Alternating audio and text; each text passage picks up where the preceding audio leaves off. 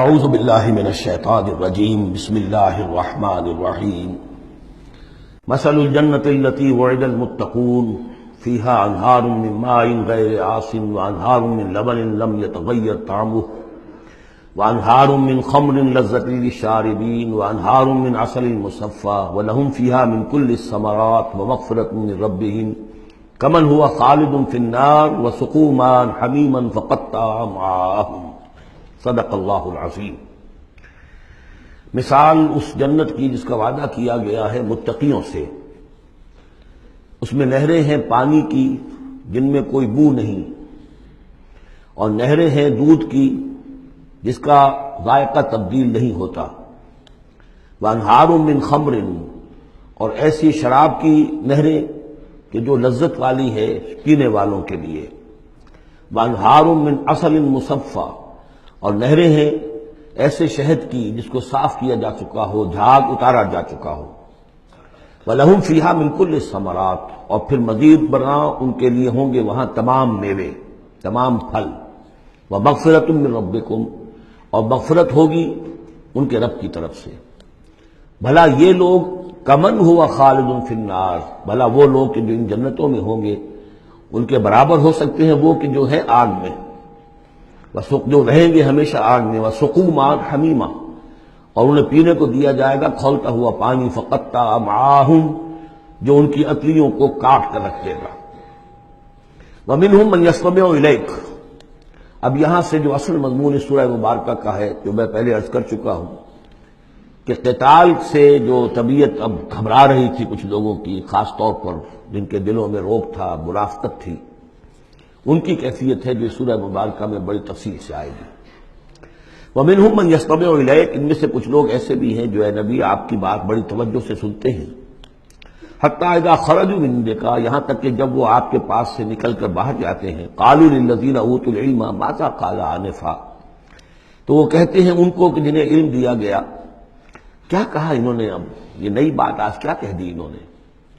یہ اوت العلم سے مراد اہل ایمان بھی ہو سکتے ہیں کہ وہ لوگ اہل ایمان میں سے جو لوگ ان میں زیادہ سمجھدار ہیں اور جن کو سمجھتے ہیں کہ زیادہ ان کو اللہ نے فہم عطا فرمایا، ان سے پوچھتے ہیں یہ بات تو سمجھ میں نہیں آئی جو آج کہی ہے محمد نے صلی اللہ علیہ وسلم، یا پھر یہ اہل کتاب سے جا کر پوچھتے ہیں جو علم والے جن کو علم پہلے دیا گیا تھا، ماذا قال آنفا، یہ کیا کہہ دیا، یعنی جنگ کے بارے میں جو بھی اب کوئی تجویز ہو رہی ہے، اقدام کا مرحلہ ہے، نکلنا ہے، قریش کے قافلوں کا پیچھا کرنا ہے، ماذا قال آنفا اولئک الذین طبع اللہ علی قلوبہم، یہ وہ لوگ ہیں کہ جن کے دلوں پر اللہ تعالیٰ نے مہر کر دی ہے، واتبعوا اہواءہم، اور یہ اپنی خواہشات کی پیروی کر رہے ہیں، یعنی یہ ہچکچاہٹ جن کے اندر پیدا ہو گئی ہے، در حقیقت یہ نشانی ہے اس بات کی کہ ان کے دلوں میں منافقت پیدا ہو چکی ہے۔ والذین اہتدوا زادہم ھدی،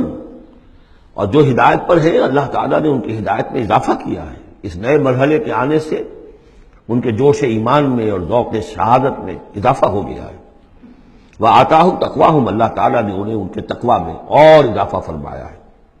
فَهَلْ يَنظُرُونَ إِلَّا السَّاعَةَ أَن تَأْتِيَهُم بَغْتَةً، تو یہ کس چیز کے منتظر ہے سوائے قیامت کے کہ وہ آ دھمکے ان پر اچانک۔ فَقَدْ جَاءَ أَشْرَاطُهَا، اس کی علامتیں تو آ چکی ہیں، یعنی قیامت کی سب سے بڑی علامت جو ہے وہ در حقیقت حضور صلی اللہ علیہ وسلم کی بعثت ہے، کیونکہ آپ آخری رسول ہیں، اور آپ نے فرمایا بھی ہے کہ بعثت انا والساعۃ کہاتین، دونوں انگلیوں کو آپ نے جوڑا، میں اور قیامت اس طریقے سے جڑے ہوئے، اب میرے بعد کوئی اور نبی نہیں، انا آخر المرسلین وانتم آخر الامم، میں آخری رسول ہوں تم آخری امت ہو، تو اب آپ کی بات تو قیامت ہی آنی ہے۔ فَأَنَّىٰ لَهُمْ إِذَا جَاءَتْهُمْ ذِكْرَاهُمْ،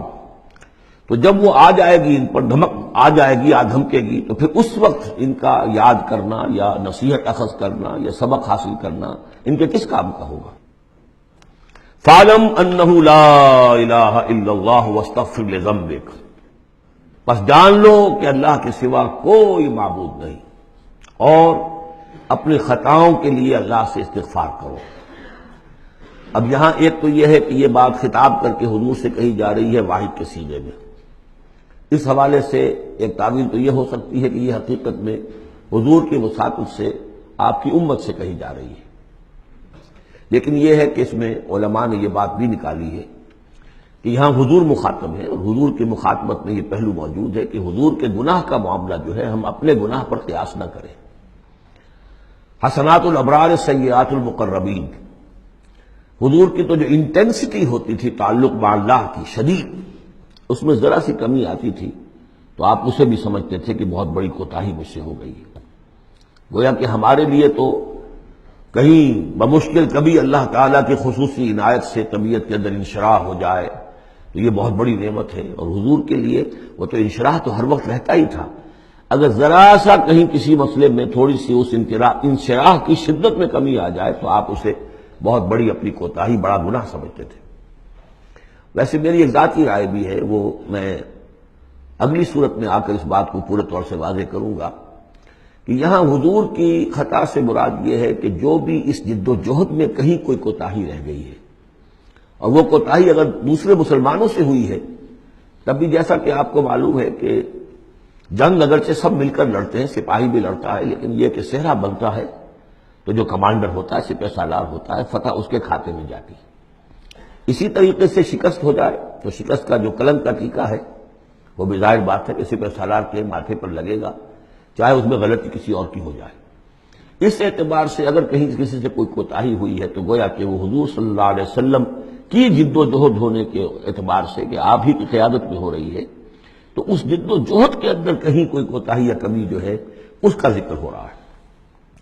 وَلِلْمُؤْمِنِينَ وَالْمُؤْمِنَاتِ، اے نبی آپ استغفار کیجئے اپنی خطا تقصیر کا بھی، اور اہل ایمان مردوں اور عورتوں کے لیے بھی۔ وَاللَّهُ يَعْلَمُ مُتَقَلَّبَكُمْ وَمَثْوَاكُمْ، اللہ خوب جانتا ہے